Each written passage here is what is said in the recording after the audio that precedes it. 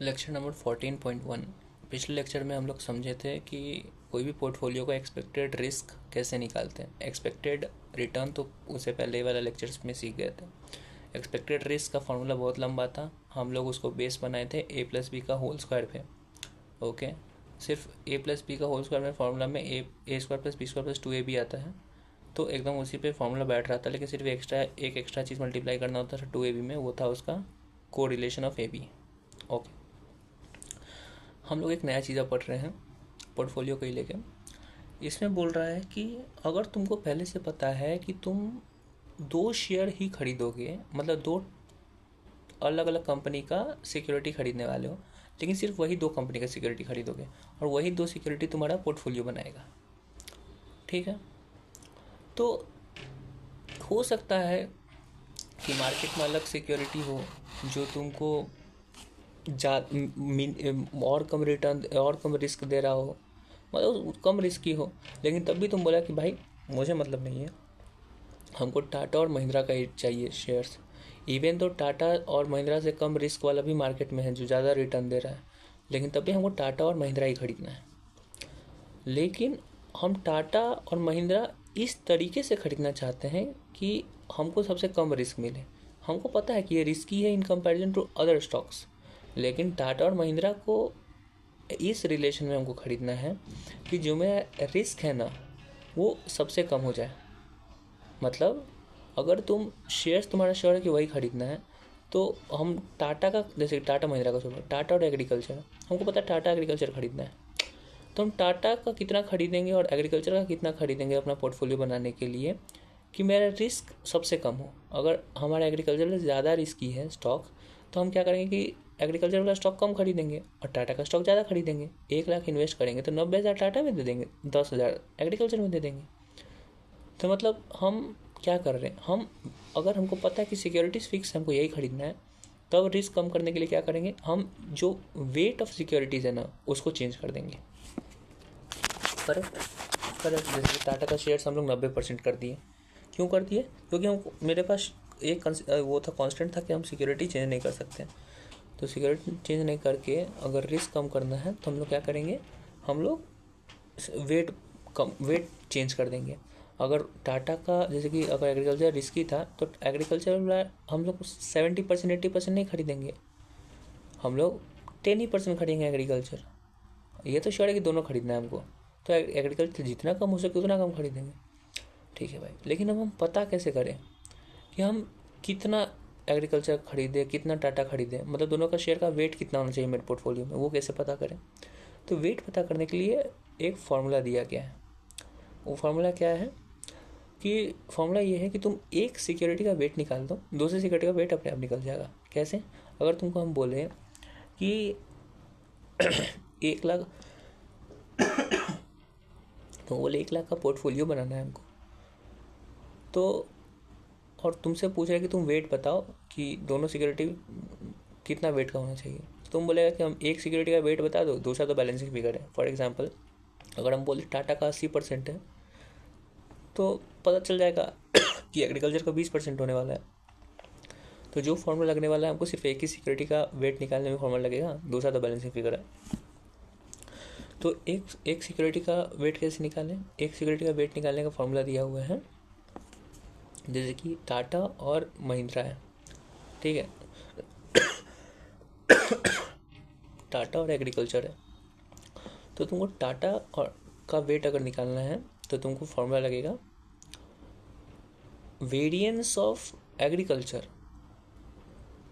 Minus covariance of Tata and agriculture divided by variance of Tata multiplied by variance of, नहीं, variance of Tata plus variance of agriculture minus 2 into covariance. अजीब सा है। ऊपर जैसे कि अगर तुमको टाटा का वेट निकालना है तो ऊपर वाला में तुमको क्या करना होगा, तुमको एग्रीकल्चर का कोवेरिएंस माइनस एग्रीकल्चर का वेरिएंस माइनस कोवेरिएंस, कोवेरिएंस का होगा टाटा और एग्रीकल्चर दोनों का होगा। तो टाटा का वेट निकाल रहे हो तो एग्रीकल्चर का तुम वेरिएंस निकालोगे, माइनस करोगे कोवेरिएंस डिवाइडेड बाई टाटा का वेरिएंस प्लस एग्रीकल्चर का वेरिएंस माइनस 2 इंटू कोवेरियंस, ऊपर भी कोवेरियंस नीचे भी कोवेरियंस, ऊपर वाला कोवेरियंस कोई से मल्टीप्लाई नहीं होता है लेकिन नीचे वाला कोवेरियंस 2 से मल्टीप्लाई होगा। ऊपर एग्रीकल्चर का वेरियंस है, इवन तो टाटा का वेट निकल रहा है लेकिन तुमको वेरियंस लेना है एग्रीकल्चर का। डिनोमिनेटर में तुमको क्या करना है, टाटा का वेरियंस प्लस एग्रीकल्चर का वेरियंस। फॉर्मूला तुम्हारा दिया है पेज 162 पे। इसको याद करने का तरीका सर क्या बोले हैं कि अगर तुमको एक्स का वेट, अगर कोई सिक्योरिटी का वेट निकालना है तो दूसरा का variance minus covariance divided by दोनों का वेरियंस माइनस 2 इंटू कोवेरियंस। इसका वेट निकालना है तो दूसरा का वेरियंस ले लो माइनस कोवेरियंस डिवाइडेड बाई दोनों का वेरियंस, दोनों सिक्योरिटी का वेरियंस माइनस 2 इंटू कोवेरियंस। ऊपर भी वेरियंस है नीचे भी वेरियंस है, ऊपर भी कोवेरियंस नीचे भी कोवेरियंस, लेकिन ऊपर जो वेरियंस है वो दूसरा सिक्योरिटी का वेरियंस होगा जिसका वेट नहीं निकाल रहे हो, डिवाइडेड बाई नीचे दोनों का वेरियंस। ऊपर सिर्फ एक वेरियंस है लेकिन दूसरा सिक्योरिटी का, नीचे वाला जो वेरियंस होगा वो दोनों सिक्योरिटी का वेरियंस ऐड हो रहा है, और माइनस ऊपर कोवेरियंस एक ही था, नीचे 2 इंटू कोवेरियंस। ठीक है, तो ये फॉर्मूला लगाओगे, दूसरा का कोवेरियंस माइनस को दूसरा का वेरियंस माइनस कोवेरियंस अपॉन दोनों का वेरियंस माइनस 2 इंटू कोवेरियंस, तो आ जाएगा तुम्हारे पास एक सिक्योरिटी का वेट। अगर एक सिक्योरिटी का वेट आ जाएगा तो दूसरा सिक्योरिटी का वेट कैसे निकालोगे? अगर जैसे कि एक सिक्योरिटी का वेट अगर 60% आ रहा है तो दूसरा सिक्योरिटी का वेट 40%, वही दिया तुम्हारा पेज 162 पे। उसी को लेके क्वेश्चन नंबर 7 है, एकदम उसी के ऊपर है, उसी के ऊपर नहीं है, पूरा क्वेश्चन कुछ और पूछ रहा है, लास्ट में छोटा सा पूछ लिया कि बताओ वेट क्या होगा। तो पार्ट 1 है कि रिटर्न एंड रिस्क कैलकुलेशन, तुमको रिटर्न और रिस्क कैलकुलेट करना होगा। फिर उसके बाद हाँ एक चीज़ में सीखना है, हम क्या मिस्टेक करते हैं, जब मिस्टेक नहीं करते हैं कंफ्यूज हो जाते हैं। जैसे कि तुम पेज नंबर 163 पे एक टेबल दिया हुआ है, प्रोबेबिलिटी एक्स माइनस एक्स बार, प्रोबेबिलिटी एक्स माइनस एक्स बार का होल स्क्वायर। तो हम क्या करते हैं, जैसे कि प्रोबेबिलिटी 0.2 दिया हुआ है, ABC का जो रिटर्न है एक्स वो 12, 14, 7, 28 है, ये सब लिखा हुआ है। तो हम जब मल्टीप्लाई करना होता है एक्स माइनस प्रोबेबिलिटी इंटू, जैसे कि probability into X minus X bar, तो एक्स माइनस एक्स बार 0.55 क्या है, परसेंट है। हम वहाँ सिर्फ 0.55 लिखे हुए हैं, तो हम सोचते हैं भाई 0.55% है, 0.2 लिखा हुआ है तो 0.2 मतलब 20%, 0.55 क्या है, परसेंट है कि क्या है, कन्फ्यूज़न होता है। तुम क्या लिखना, जहाँ जहाँ जो है ना परसेंट लिखना, लेटर मत लिखना। हम 12 लिख कर छोड़ दिए, तुम परसेंट लिखना। अगर प्रोबेबिलिटी 0.2 है तो 0.2 लिखना। क्यों? क्योंकि जब एक्स माइनस एक्स बार किया तो 0.55% आया होगा। कैसे? 12 माइनस क्या था भाई एक्सपेक्टेड रिटर्न, 12 माइनस 12.55 की हो गया, तो 12% माइनस 12.55% की हो गया, तो आंसर एक ही परसेंट में आएगा 0.55%। 0.55% इंटू 0.2 करोगे तो सिर्फ परसेंट में आएगा, परसेंटेज पर नहीं आएगा, क्योंकि 0.2 तो तुम्हारा परसेंट में नहीं था, तो परसेंट में आंसर आएगा। ओके, करेक्ट है ना भाई? करेक्ट है। लेकिन तुम बोलोगे भाई एक्स माइनस एक्स बार का होल स्क्वायर इंटू प्रोबेबिलिटी क्या, तो एक परसेंटेज पर में क्यों आ रहा है भाई? एक्स माइनस एक्स बार 0.55 था, 0.55 क्या परसेंट, तो 0.55% को मल्टीप्लाई करो, 0.55% एक्स माइनस एक्स बार है, एक्स माइनस एक्स बार का होल स्क्वायर करोगे तो 0.55 का होल स्क्वायर हो गया, 0.55% का होल स्क्वायर, तो 0.55% का होल स्क्वायर क्या होगा, कुछ अमाउंट परसेंटेज स्क्वायर, यही परसेंटेज स्क्वायर लग गया, उसको मल्टीप्लाई करोगे 0.2 से, तो वो तो आंसर परसेंटेज स्क्वायर में आएगा, क्योंकि 0.2 तो परसेंटेज नहीं है, तो परसेंटेज यूज़ करना। ठीक है, यही सीखने को मिला है। और एक इसमें मिस्टेक किया था और कुछ नहीं, और सब एकदम परफेक्ट, एकदम परफेक्ट। हाँ, और लास्ट पार्ट 3 में, दोनों पार्ट तो पुराना आती था, पार्ट 3 में हमको पूछा है वेट ढूंढने के लिए। तो वेट ढूंढने के लिए जब हम बनाए तो क्या फॉर्मूला था, अगर ए का वेट ढूंढ रहे हो तो ऊपर भी वेरिएंस नीचे भी वेरिएंस, उधर भी कोवेरिएंस इधर भी कोवेरिएंस, लेकिन ये वाला जो वेरिएंस होगा वो इसका दूसरा वाला सिक्योरिटी का वेरिएंस होगा, तो वो ले लो माइनस कोवेरिएंस डिवाइडेड बाई दोनों का वेरिएंस ऐड करना है, वेरिएंस ऐड करना है, माइनस 2 इंटू कोवेरिएंस। वेरिएंस क्या होता है, स्टैंडर्ड डेविएशन स्क्वायर, तो तुम भूलना मत, वेरिएंस का बात हो रहा है, स्टैंडर्ड डेविएशन का नहीं, तो वो करना। इजी इजी, ठीक है, डन। तो इससे तुम्हारा क्वेश्चन बन गया। तो तुमको अगर पहले से फिक्स है कि तुमको 2 सिक्योरिटी खरीदना है और उसमें ऐसे सिक्योरिटी अपना पोर्टफोलियो बनाना है कि तुम्हारा जो रिस्क है वो सबसे कम हो, तो हम लोग क्या करेंगे, वेट चेंज करेंगे। तो वेट कितना होना चाहिए वो हम लोग सीख गए हैं। फिर पेज 165 पे एक और चीज़ है, बोल रहा है कि अभी तो हम लोग बात की कि जब 2 ही सिक्योरिटी फिक्स था कि खरीदना, अगर तुमको बोला कि 3 सिक्योरिटी फिक्स है तो क्या करेंगे, उसको लेकर नीचे स्टेप्स दिया हुआ है। सिलेबस में नहीं है लेकिन एक बार क्वेश्चन आया था, अभी हमको बताने का मन नहीं है लेकिन इंपॉर्टेंट है, क्योंकि आएगा तो सेम क्वेश्चन आएगा एकदम मैच, 10 नंबर का क्वेश्चन, एक बार पढ़ लो, हो सकता है हम नेक्स्ट लेक्चर में इसका वीडियो बनाएं। डन डन, उसी पे क्वेश्चन है। अब हम लोग नया टॉपिक स्टार्ट करते हैं, जिस टॉपिक का नाम है मार्कोविट्ज एफिशिएंट पोर्टफोलियो। ठीक है, क्या नाम है, मार्कोविट्ज एफिशिएंट पोर्टफोलियो। इसमें क्या बोल रहा है कि अगर तुम्हारे पास मार्केट में देखिए 1000 सिक्योरिटीज़ दिया हुआ है, मार्केट में 1000 सिक्योरिटी है, तुमको कौन सा सिक्योरिटी खरीदना चाहिए वो कैसे पता करोगे। तुम बोलेगे भाई जो सबसे ज़्यादा रिटर्न और सबसे कम रिस्क दे रहा है वही सिक्योरिटी खरीदेंगे।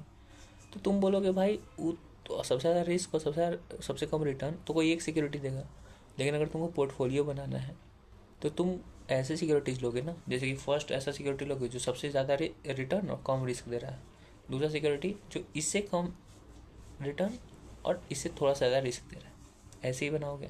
तो उसको लेके मार्कोविट्ज ने फार्मूला दिया, 2 फार्मूला दिया है, एक फार्मूला है एफिशिएंट फ्रंटियर मेथड, दूसरा फार्मूला है coefficient of variation method. Efficient frontier method normal formula है लेकिन वही डिफ़ॉल्ट मेथड है।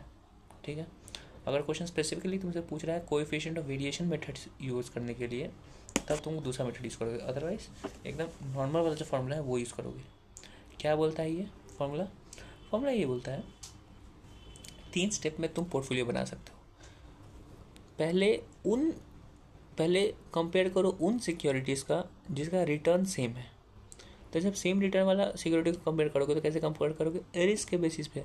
अगर 2 सिक्योरिटी का सेम रिटर्न है तो उसको कंपेयर कैसे करोगे, रिस्क पे, एक का रिस्क ज़्यादा है, एक का कम है, तो जिस सिक्योरिटी का रिस्क कम है वो ले लो। सेकेंड स्टेप, अब ऐसा सिक्योरिटीज़ को कंपेयर करो जिसका रिस्क सेम है।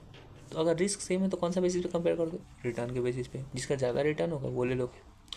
थर्ड, अब ये दोनों स्टेप करने के बाद तुम बहुत सारे सिक्योरिटी को रिजेक्ट कर दिया होगा, पहला सिक्योरिटी बहुत सारे मतलब रिजेक्ट कर दिया होगा, अभी क्वेश्चन बनाओगे तो समझ में आएगा। तो उन सिक्योरिटीज़ को लास्ट में कंपेयर कर लो, तुम्हारा आंसर आ जाएगा, इजी। उसी के ऊपर क्वेश्चन नंबर 9 दिया हुआ है। तो क्वेश्चन नंबर 9 में तुमको दिया हुआ है 6 सिक्योरिटीज़। तो बोल रहा है कि 6 सिक्योरिटीज़ में कौन सा सिक्योरिटी, तुमको 3 सिक्योरिटी का पोर्टफोलियो बनाना है। ठीक है, कितना सिक्योरिटी का पोर्टफोलियो बनाया, 3 सिक्योरिटी का। तो कौन सा सिक्योरिटी लें, तो 3 स्टेप में बनेगा। पहला, ऐसा सिक्योरिटी को पहले कंपेयर करो जिसका रिटर्न सेम है। तो हमको ABF मिला था जिसका रिटर्न सेम है, तो कंपेयर कैसे करेंगे, on the basis of risk. सबसे कम रिस्क कौन दे रहा है, A, तो हम लोग A को सिलेक्ट कर लेंगे, B और F को रिजेक्ट कर देंगे। और एक बार अगर रिजेक्ट कर दिए तो उसके बाद फिर उसके बारे में कभी नहीं सोचेंगे, भूल जाओ उसको फिर से नहीं करना है कंपेयर, इवन तो उसका रिस्क सेम होगा किसी और के साथ, कुछ नहीं, एक बार रिजेक्ट हो गया तो रिजेक्ट हो गया। स्टेप 2 में हमको देखना है सेम रिस्क वाला सिक्योरिटी कौन कौन है, A और D। तुम बोले भाई रिजेक्ट हो गया तो फिर से नहीं करना है, लेकिन अगर सिलेक्ट हो तो कर सकते हैं, हाँ कर सकते हैं, A सिलेक्ट हुआ था ना, A कर सकते हैं।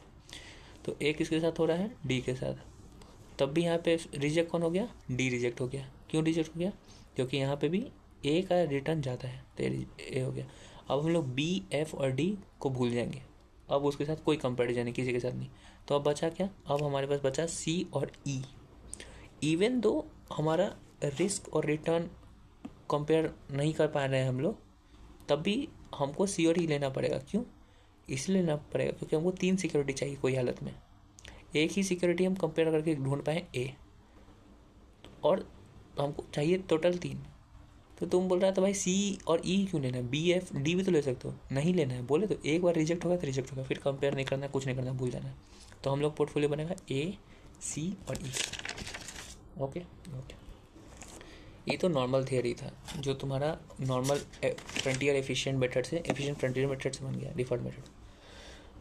एक सेकेंड, उसके बाद क्या पूछ रहा है, उसके बाद पूछ रहा है portfolio of A and C। हाँ, उसके बाद एक क्वेश्चन पूछता है, उसका सेकंड पार्ट वो क्या पूछता है, क्वेश्चन नंबर कौन सा क्वेश्चन नंबर है, क्वेश्चन नंबर 9 का ही।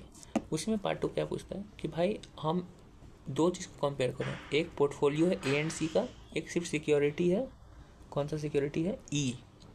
तो तुम बोलो क्या पोर्टफोलियो AC का खरीद लें, मतलब AC खरीद के पोर्टफोलियो बना लें, या सिर्फ E खरीदें? तो कैसे पता करें?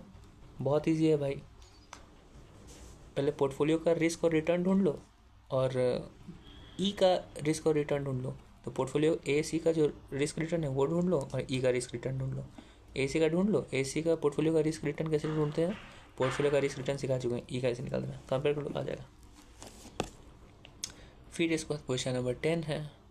क्वेश्चन नंबर 10 में कुछ खास नहीं है, नॉर्मल चीज़ है, सिर्फ थोड़ा सा बात है जो दिमाग में रखना है। पहला जो पार्ट पूछ रहा है वो पूछ रहा है 31 मार्च 2023 का तुमको कैलकुलेट करके देना है एक्सपेक्टेड रिटर्न। तो 31 मार्च 23 को कैलकुलेट करके देना है, तो फ्यूचर का डेटा नहीं, फॉर द प्रीवियस ईयर 22-23 का डेटा देना है। तो वो एक्स पोस्ट एनालिसिस है, एक्स एंटी एनालिसिस नहीं है। ठीक है, we have to calculate average return of portfolio for year ending 31 March 23 का एनुअल रिटर्न ढूंढना है हमको। ठीक है, 31 मार्च 23 का एनुअल रिटर्न ढूंढना है। एनुअल रिटर्न मतलब एवरेज रिटर्न मतलब एक्सपेक्टेड रिटर्न, ये एक्सपेक्टेड रिटर्न है, लेकिन ये ईयर खत्म हो चुका है, तब भी हम लोग एक्स पोस्ट एनालिसिस करेंगे। तो ऐसे करके आंसर आ जाएगा तुम्हारा। ठीक है, हम लोग रिटर्न कैसे ढूंढते हैं, 3 स्टेप में ढूंढते हैं ना, कोई भी सिक्योरिटी का। एनुअल रिटर्न, एक्सपेक्टेड रिटर्न, फिर एक्सपेक्टेड रिस्क। एनुअल रिटर्न क्या होता है, जो सिक्योरिटी से आया है क्या आता है, D+P1 - P0 अपन P0। इस क्वेश्चन में डिविडेंड के बारे में तुमको दिया हुआ है, प्राइस दिया हुआ है, P1 दिया हुआ है, P0 दिया हुआ है, उसको यूज़ करके आंसर बना लेना। हर वक्त डिविडेंड किसका होता है, फेस वैल्यू का। करेक्ट। वैसे तुम्हारा आंसर पूरा बन जाएगा। सेकंड पार्ट में तुमसे पूछ रहा है 23-24 का एक्सपेक्टेड एनालिसिस, एक्सपेक्टेड रिटर्न ढूंढना है, तो वो एक्स एंटी एनालिसिस है। पहले वाला एक्सपोस्ट था, ये अब क्योंकि वो खत्म हो चुका था 22-23, तो एक्सपोस्ट है, उसका डेटा है हमारे पास। एक्स 23-24 का उसका डेटा नहीं है, हम लोग प्रोबेबिलिटी ला रहे हैं, तो एक्स एंटी एनालिसिस है, तो उस हिसाब से बना देना। ठीक है, इजी। लेकिन जब एक्स एंटी एनालिसिस से जब तुम कैलकुलेट करोगे एक्सपेक्टेड रिटर्न ऑफ पोर्टफोलियो ना, तो एक्सपेक्टेड रिटर्न पोर्टफोलियो के लिए हम लोग क्या करते हैं, एक्सपेक्टेड रिटर्न ऑफ पोर्टफोलियो, एक सिक्योरिटी का return multiplied by weight of that security. तो पहले वाला जो वेट था, वेट हम लोग कैसे निकालते, पहला चीज वेट कैसे निकालते हैं भाई, वेट निकालना मतलब कितना इन्वेस्टमेंट है आउट ऑफ टोटल इन्वेस्टमेंट। अगर 1 लाख इन्वेस्ट किए हैं और टाटा में 80,000, तो टाटा का वेट होगा 80,000 upon 1 lakh. It will not depend कि टाटा में कितना नंबर ऑफ शेयर्स खरीद रहे हैं। हो सकता है टाटा में हम लोग 50 ही शेयर खरीदे हों और एग्रीकल्चर में 500 शेयर खरीदे हों। हमारा पोर्टफोलियो 550 शेयर का हो, तो 50 ओवर 550 टाटा का नहीं है, टाटा का वेट है 80,000 अपॉन 1 लाख, तो इन्वेस्टमेंट से मतलब है। ठीक है, तो पहले भी वेट निकालने में हेल्प किया होगा, अभी भी। इसमें हम क्या मिस्टेक किए हैं जब सेकेंड टाइम निकाल रहे हैं एक्स एंटी एनालिसिस में, उसमें कि भाई जब वेट ढूंढ रहे हो ना, तो या तो बुक क्वेश्चन में दिया हुआ वो ले लो, या फिर अगर तुमको ईयर चेंज हो रहा है तो तुमको ओपनिंग मार्केट वैल्यू लेना होगा। हम पुराना वाला ले लिए थे, 22-23-24 वाले, 22-23 वाले ले लिए थे, तो वो मिस्टेक कर दिए थे। ओपनिंग वैल्यू जो है वो लेना होगा तुमको। ठीक है, और सब एकदम ठीक है।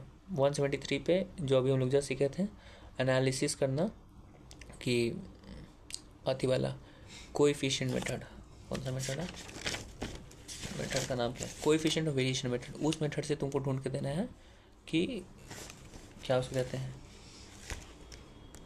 एक सेकंड क्या पढ़ा रहे थे भाई, हाँ कोएफिशिएंट। अभी हम सेकंड मेथड तुमको पढ़ा ही नहीं है। पहला मेथड बताया कि कौन कौन सा सिक्योरिटी खरीदना चाहिए कि पोर्टफोलियो में। ठीक है, तो 3 स्टेप में हाईएस्ट, रिटर्न और रिस्क वैसे वाला करके। सेकेंड मेथड है कोएफिशिएंट ऑफ वेरिएशन मेथड। ठीक है, तुमको बोलेगा कि तुम्हारे पास अगर 2 को सिक्योरिटी दिया हुआ है तो तुम कौन सा सिक्योरिटी खरीदोगे। तो तुम क्या करोगे कि जो हाईएस्ट रिटर्न दे रहा है या लीस्ट रिस्क दे रहा है वो, लेकिन अगर कुछ मैच नहीं कर रहा है, जैसे कि रिटर्न मैच करता है तभी तो रिस्क कंपेयर करते हैं। करेक्ट, तो हम क्या कर सकते हैं, तुम ये ढूंढो कि अगर तुमको ₹1 रिटर्न लेने के लिए कितना रिस्क वो सिक्योरिटी ऑफर कर रहा है, अगर वो पता कर लो तो कंपेयर कर सकते हो। अगर सिक्योरिटी ए तुमको 5% रिस्क देता है, अगर वो ₹1 रिटर्न देता है, अगर दे रहा है, और वहीं पे सिक्योरिटी बी तुमको 10% रिस्क देता है सिर्फ ₹1 रिटर्न देने के लिए, तो कौन सा तुम सिक्योरिटी लोगे, सिक्योरिटी है, क्योंकि रिस्क वहाँ कम है। दोनों ₹1 दे रहा है लेकिन उसमें रिस्क कम है।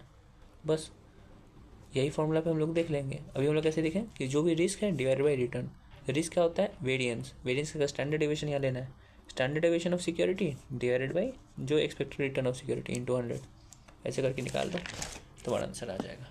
और कौन सा सिक्योरिटी खरीदेंगे हम लोग? वो सिक्योरिटी खरीदेंगे जहाँ पे रिस्क कम है, क्योंकि रिटर्न तो दोनों में एक ही रुपया आ रहा है।